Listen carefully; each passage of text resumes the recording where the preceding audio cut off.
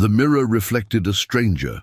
Lena Dawson stood still, wrapped in silken secrets, her calloused hands brushing down a dress that cost more than her rent. A diamond ring sparkled on her finger, borrowed from a life that wasn't hers.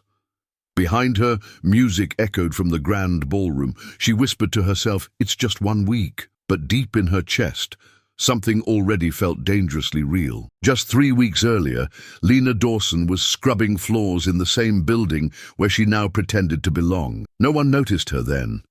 Just the housekeeper, with quiet eyes and shoes worn thin from years of invisible work. But one afternoon changed everything.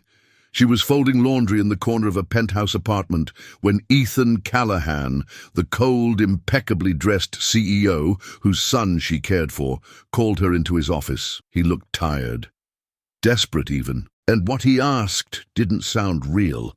"Lena, I need you to pretend to be my wife for 1 week." At first, she laughed. Then she saw the seriousness in his eyes, the offer, the money, the reason. He needed to close a deal with foreign investors who demanded the image of a perfect family. Lena had no idea how to lie like that, but she had no idea what that lie would awaken in her. Lena Dawson had never belonged anywhere. She was born in a hospital that spelled her name wrong on the birth certificate. Raised by a single mother who cleaned offices at night and wore the same uniform for 2 decades. Lena had inherited the same job, the same uniform, and the same quiet resignation that some people just didn't get more out of life. She worked hard, not for glory, not for gratitude, but because there was rent, and her mother's heart medication, and Ben. Ben Callahan was the only part of her job that made her forget she was invisible. The 6-year-old boy had bright eyes and a quiet sadness that mirrored her own. She read him bedtime stories, braided his hair on days he missed his mom, cleaned up his cereal messes and made him laugh without even trying. Ethan Callahan, Ben's father, was a different story. CEO of Callahan Global, a man who moved through the world like he owned the silence around him. Lena had worked in his home for over a year, and their conversations rarely extended beyond morning and thank you. But one Tuesday afternoon, something in his voice broke. "Can we talk?" he asked, standing at the edge of the hallway where she was dusting. She followed him into his home office, heart racing, assuming the worst. Layoffs, complaints. He didn't sit, he paced. "There's a business deal, it's big, critical. The lead investor is traditional. He only works with men who have stable family lives." Lena stared at him, confused. "And you think I can help with that? How?" He stopped pacing and looked at her, really looked at her. "I need you to pretend to be my wife, just for 1 week. Dinners, a few events, appearance." She blinked, half sure it was a joke. But Ethan didn't joke. "I'll pay. Enough to cover your mother's surgery, and then some." It wasn't just the money. It was the look in his eyes. This man who never asked for anything, now quietly begging for help. Lena said nothing, but something inside her stirred. A door she'd long sealed shut creaked open, and that was when everything began to fall apart. She told herself it was just acting. Lena spent the next 2 days living in a world that had never been hers. A stylist showed up with racks of dresses. A makeup artist transformed her tired eyes. A voice coach corrected her posture, the way she said water, the rhythm of her laugh. Ethan's assistant, a sharply dressed woman named Naomi, handed her a binder full of flashcards. "This is your wedding date. These are your favorite vacation spots. You've been married for a year. No, you don't have a dog. Yes, you love sushi." Lena memorized everything. She rehearsed how they met. We connected over Ben's bedtime routine, a slow friendship that turned into love. She practiced smiling when Ethan said something half funny. She practiced touching his arm naturally. And through it all, Ben watched with quiet delight. "You're really gonna be mommy now?" he whispered one night, curling into her lap. She froze. "Just for a little while, sweetheart." He didn't understand, and if she was honest, Neither did she. The first event was a private cocktail reception at the Four Seasons. Lena wore a champagne-colored gown that shimmered under the chandelier light. Her shoes pinched her toes. Her heart thundered in her chest. But when Ethan offered his arm, everything slowed. For a moment, she believed it might be real. The way he looked at her, steady, approving, a hint of something softer than she'd ever seen in him. It did something to her. Throughout the evening, she played the role perfectly. She smiled, she nodded, she held his hand, laughed when appropriate, responded to compliments with humility and grace. Mr. Takeda, the investor, seemed impressed. But later that night, everything unraveled. Lena had gone upstairs to change, but as she walked past Ethan's office, she heard his voice. "Yes, she's playing the part better than expected," he said into the phone. "Honestly, she's perfect for this. No one suspects a thing." Silence, then a soft chuckle. "Yeah, who knew? The maid pulled it off." Lena didn't move, didn't breathe. Something inside her cracked in that moment, not just pride, but something deeper. She wasn't just pretending to be his wife. She was beginning to wish she actually was. And now she realized what a dangerous wish that had become. She couldn't sleep that night. The words replayed like a loop she couldn't escape. The maid pulled it off. She sat on the edge of the guest room bed, her temporary bedroom in Ethan's penthouse, still in her evening gown, makeup smudged, hair loose from the pins. The diamond ring on her finger sparkled mockingly in the dim light. It wasn't the lie that hurt, it was how easily she'd believed it. All week, Lena had been walking through rooms where people smiled at her differently, where strangers complimented her elegance, where Ethan looked at her like she mattered. She'd started standing taller, laughing softer. She'd started to forget that the skin she was wearing wasn't hers. But now it felt like everything was burning off her. By morning, her silence had turned to distance. She played her role, but colder, mechanical. At brunch with the Takeda team, she wore a smile that never touched her eyes. When Ethan pulled out her chair, she thanked him too politely. When he touched her back, she didn't lean into it. He noticed. She could tell, but he didn't say anything. Not yet. Later that evening, Ben ran to her with crayons in hand. "Can we draw together? Daddy says we don't have plans tonight." She knelt down, trying to summon the warmth he always brought out in her. But her voice cracked. "Not right now, sweetheart, maybe later, okay?" He looked confused, then disappointed, and walked away slowly. She sat down at the kitchen table, alone, her hands trembling around a mug of untouched tea. Her phone buzzed with a text from the hospital. The surgery for her mother had been approved. Ethan's money had already made it happen. She should have been grateful. She was. But gratitude didn't protect you from heartbreak. That night, Ethan knocked on her door. "Lena?" She didn't answer right away. He stepped in, his voice quieter. "Did I do something?" She looked up from her suitcase, half-packed. "I heard you on the phone," she said. The maid pulled it off. His face changed. Not guilt, not surprise, something else, something complicated. "Lena, it wasn't—" "You don't have to explain," she cut in. "I get it. This was a job, a performance. I did well. You're welcome." He stepped closer. "It wasn't just a performance." "Yes, it was," she said. "You needed a wife. I needed the money. We both got what we wanted." Her voice broke on the last word, betraying what she didn't want to admit. He looked at her for a long moment. Then he said softly, "Ben's going to miss you." She flinched. "I never lied to him," she said. "You should be the one to explain." As she turned to zip her suitcase, she felt everything she had built inside her, every fragile hope, every stolen glance, every imagined possibility, shatter into silence. That night, she sat on the balcony long after midnight, legs pulled to her chest, watching the city pulse beneath her. The skyline was blurred by tears she refused to wipe away. For 7 days, she'd tasted what it meant to be seen, to be chosen, to feel like she could belong, and now it was time to go back to being invisible. Have you ever felt like your heart was just background noise in someone else's story? If you've ever played a role just to survive, or just to matter, share your story in the comments. You never know who's out there reading it, needing to feel a little less alone. The next morning, the world moved on like nothing had happened. The table was set, coffee brewed. The newspaper lay neatly folded.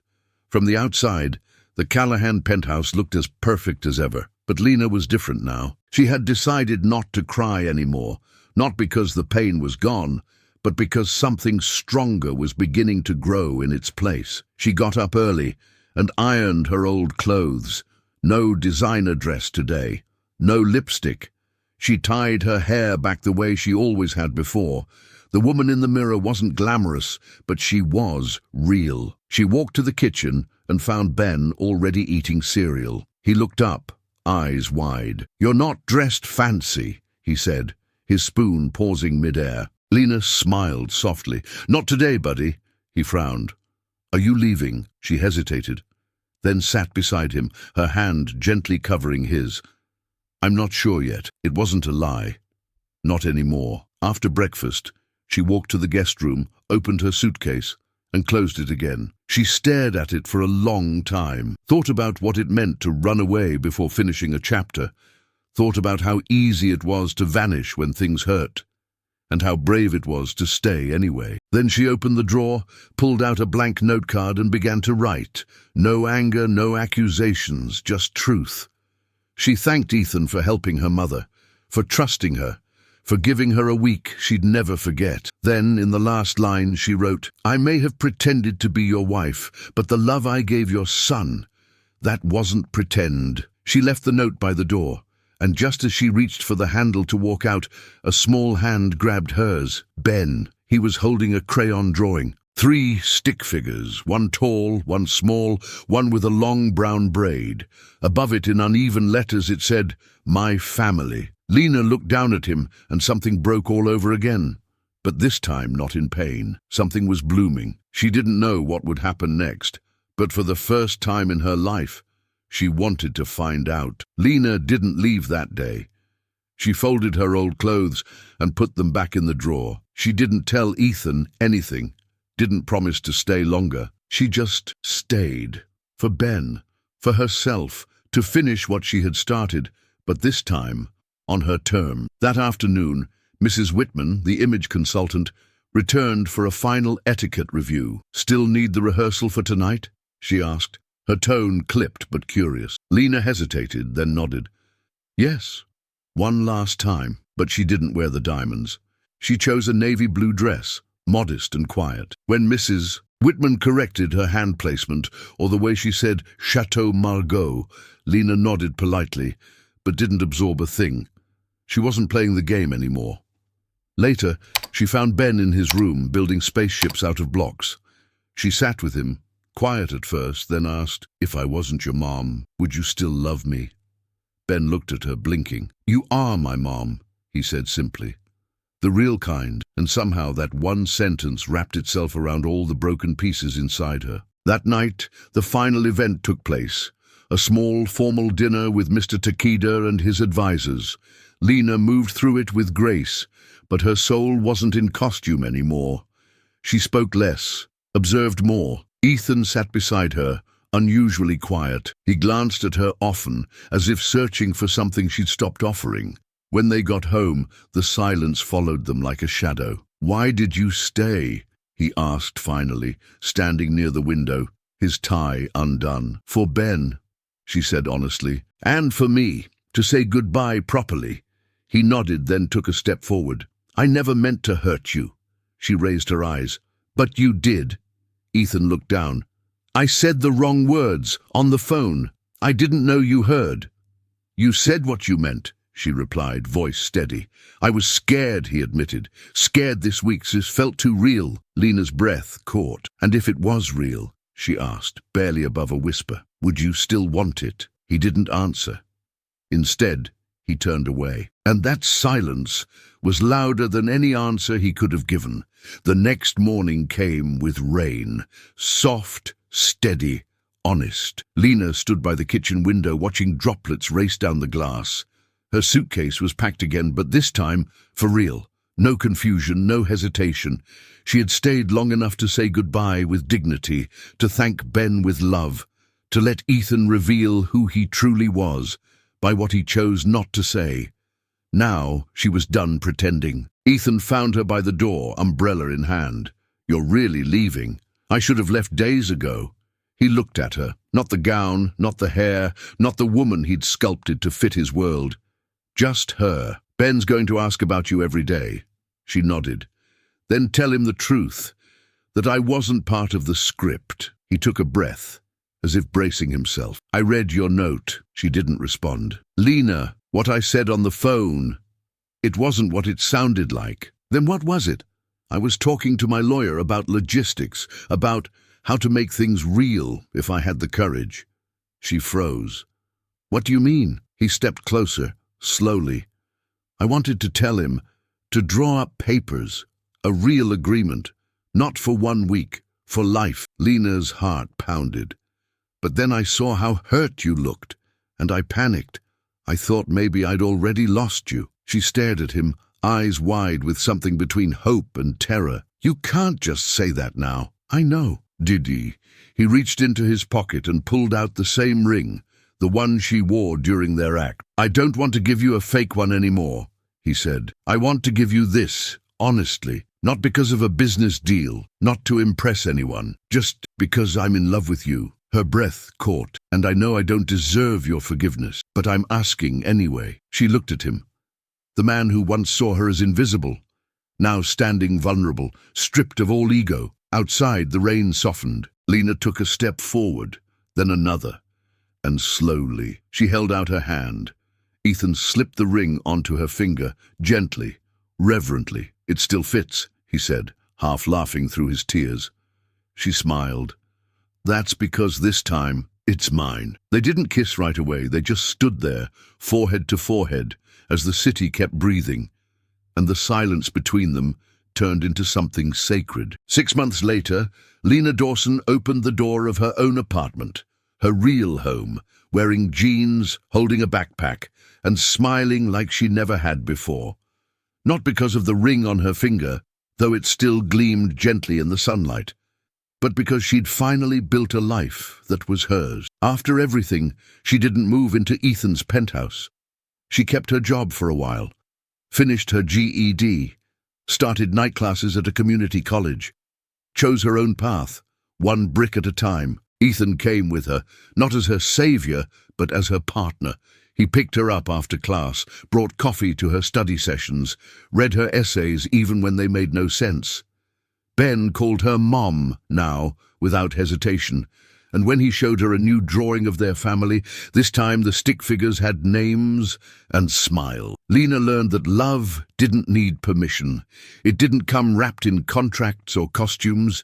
It came when someone saw you, really saw you, and stayed. Most of all, she learned something she never expected, that pretending to be someone else for just 1 week had led her straight into the truth of who she really was.